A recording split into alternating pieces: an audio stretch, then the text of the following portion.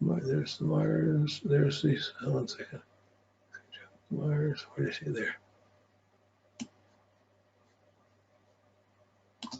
There's the conjunct Mars.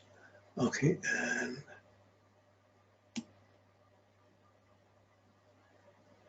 there's the conjunct the ascendant. And there's the opposition of Saturn in 2015. So against the background of this, you're looking at Mercury. It can be your mind gets sluggish, your mind's going fast, your mind's slower, you're worried about something, you're serious about something. All these things are coming up, and that's happening in the world. At the same time, are you seeing how you're having to deal with this affecting your heart? Are you growing? Are you listening to your heart while this is going on? Or are you talking yourself out of it? Here you have some very prominent Mercury. It's the highest planet. You're supposed to be doing things with a writing or accomplishment, and it moves along, affects friends, goes into the 12th house where it's not so secure, goes into the first house and she starts identifying to it, and then she has to start moving towards it. And then her real mental energy and her power of her thing builds up to when the Mercury goes over the Mars, when she's be very active. So this is somebody who's going to be feisty and challenging things in 2032. So she's still building up her identity, and her idea is building up through this time. But now it's not so much about status, it's more about what she's learning. It's about subjective things, it's what she's learning personally and how much she'll act on it.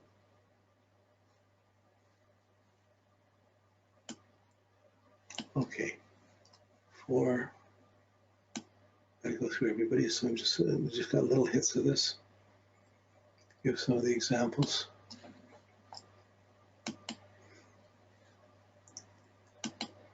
Okay, now so far we've had mostly straightforward to a person's life, and then the retrogrades were really at the end. Now here's one where it's different.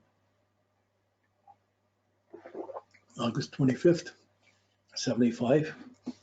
And here, Mercury's in the 8th house with the Sun and Venus. That's good for counseling or psychology or knowing money, resources, business. And it's building up to the midheaven. I'm going to go through the 10th into the 11th house. It's not going to make it into the 12th house in her lifetime. So her Mercury goes up, goes forward, and it goes retrograde. It hits the starting point in 1985. That's the invisible point, because you have to know where it goes direct to know where that starting point is. But it hits in 85 September. It went stationary retrograde in 2007-08. It's all in Libra, all in the 9th house, opposite side of mine. And mine went through down below. This is going up above. Then it went retrograde, went back, and it goes direct, so it's retrograde now, and it goes direct in 29-08. So she's in the middle of this phase now, going to 29-08. And 29-08 will go forward, and by 04, April 44, it'll be finished. It'll be completed, this phase of thinking, rethinking, and thinking positively again. And it's in the 9th house of traveling, learning, and she's traveled a lot, different countries, different places. She's taking a lot of vast learning and vast approaches to things. But it's all building up to career. She can see how it goes to career and build things up really easily. It's building up that when it gets up to her midheaven, it's going to conjunct the Uranus first and then hit the midheaven. So you know she's going to do something exciting with astrology and be known for it over the next 20 years or next 30 years. That's a whole lifetime. That's a whole big Saturn cycle. But she is building up. You can see the Uranus in the midheaven to begin with, doing something independent, not usually working normal things, but her Mercury's coming up there and her mind will catch up to it and it'll champion it by the time it hits that midheaven. But there's so much happening outwardly. This is start where the mind has to evolve through philosophy more than it might evolve through knowledge and personal depth. First of all, it's not knowledge, it's a philosophy that writes around the implications, the scope of things. So she's seeing things from different cultures, different languages, different places, and evolving her understanding, and her astrology has come in to be part of this. We know it's going to culminate significantly as it gets up to mid, and then it's going to extend about the status, about what I'm doing, where I am for a lot of years. Then it's going to go into the 11th house, which is around friends and people around it. So her Mercury and her Sun are all moving up in the same way. As this goes retrograde, of course, the sun will come up and catch up and be there at the same time and move on.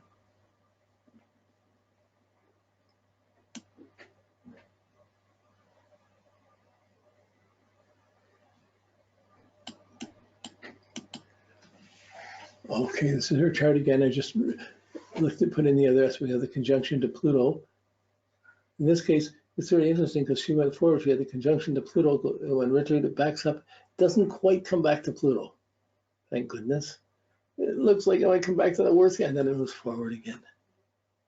Not like the Mercury retrograde. But in this time, while it's going through this, in this nice what's right or what's wrong, her understanding or philosophy, it hits the Pluto in 85.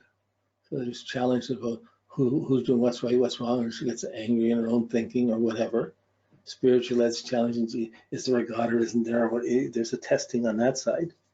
And then it moves along and it hits the opposition to the moon. The only aspect it makes, opposes the moon. Yeah, the only aspect it makes during this whole retrograde period is the opposition to the moon, and it's going to oppose the moon 3 times. So you can see as her Mercury went along, she's going to have some run in or some thinking contrary to family, about what's right or wrong about family and how she's brought up. It's going to go forward, it's going to come back, she's going to reassess what's right or wrong family, where should I live, where shouldn't I, do I have kids, don't I have, it's going to back up, it's going to come forward again, and this is going to be a 3rd hit opposing the moon, her mind opposing the moon, and then it moves forward. And then it's no longer family things, the way family situation is concerned, it moves forward and goes right up to the midheaven. Hits the Mercury, hits the midheaven, hits the Uranus, hits the midheaven, and it's a fairly significant buildup. Then it will go through Scorpio and into Sag towards the end of life. It will conjunct the Mercury, conjunct the Neptune. And that's either can be bewildering and losing focus, or it can be very visionary and very mystical coming in. As soon as you speed it up and you start talking words, you lose a little bit from just slowing down one person's life, talking about it and going at it. And there's no way of doing that, but I just thought we're going to just show everybody and work through this from as a sample 6. Okay. Putting the name samples and stuff, and it's just instead of names so everybody has their privacy and nobody knows whose it is. But we can still use the charts. So.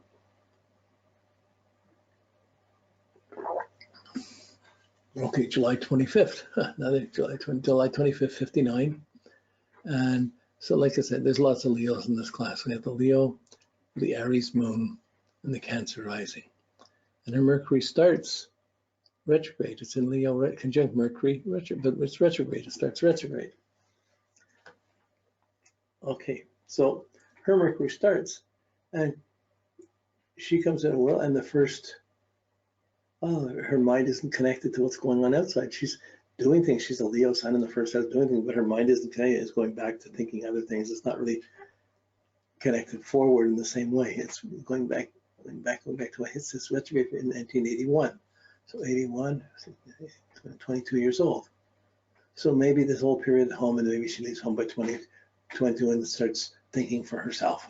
Going back. But then it wasn't until 94 that Mercury gets back to its own place and starts moving forward in her own life and not being conditioned to these past things from another lifetime. Starts moving forward, and this is much more like that tends to be positive. It goes into Leo, into Virgo, Libra, Scorpio. There's a natural steady development. There isn't this hold while going back and forth with the retrograde phase.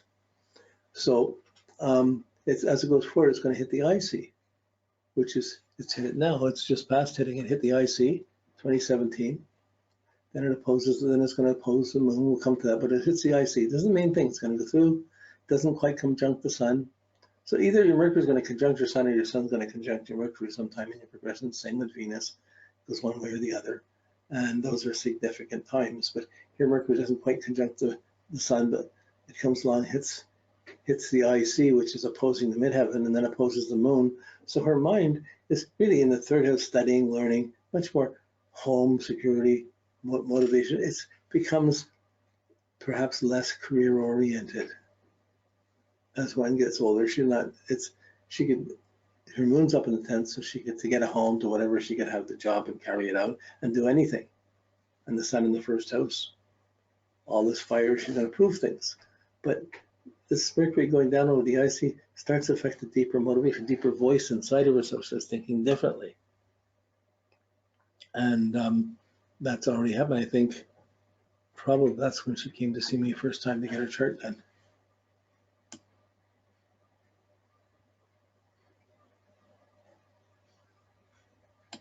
So I don't remember all the things. I'm just trying to go over this, pulling out what I can. Here's her chart. And so I got the period, but I draw in the conjunction. So as her Mercury, when she was born, as her Mercury was retrograding, retrogrades got a conjunct past Mercury. So there's going to be some shock to the way she's thinking at 3 or 4 years old. 66. 7 years old. That's starting school. So the excitement of starting school, that's really different than the way she was brought up. Going back to retrograde, 81, like 94. Well, it comes back to Uranus again. 1 second.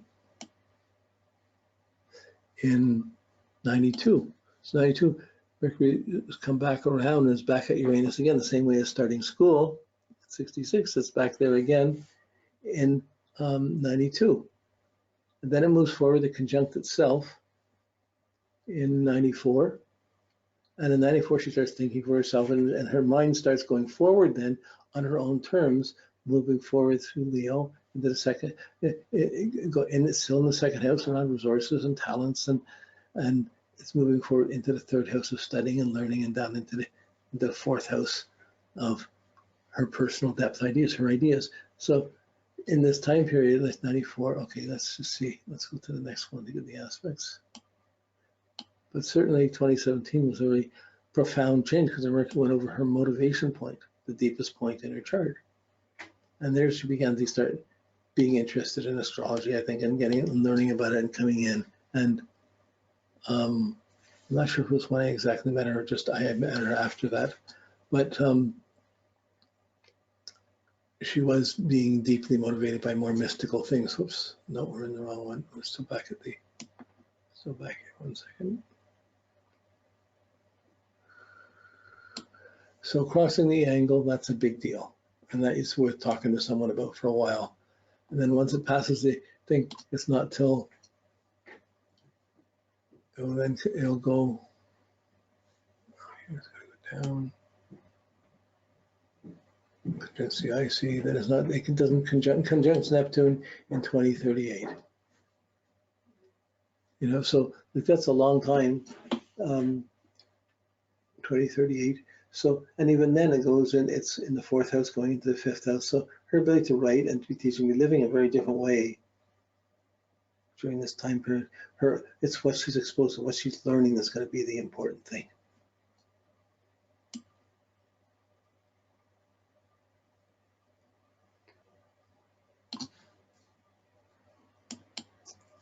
Okay, 7. Yep, okay.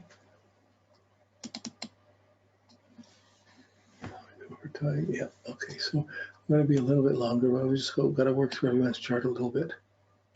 Just to give some sense of it. It's not all, like when you got your chart, with computers, you get all this list of data and stuff, but take your chart and take a pencil and take a copy for one copy for each, draw the progressed sun in. Take another copy of your chart, draw the progressed Mercury on it so you can see these things. And as you're doing, the prominent things that are important to you will stand out. And you can always go in through the pentams and go in through the hexagrams and get other meanings coming out through this to read into this more subjectively. But you're seeing this, the development of your thinking and your ideas. And it's an intimate thing, so it's difficult to talk about and do justice to it. I can talk about the outside things that are going on. It's harder to see. It takes some working with a person to get to talking about the inner things that are going on while this is going on. Okay.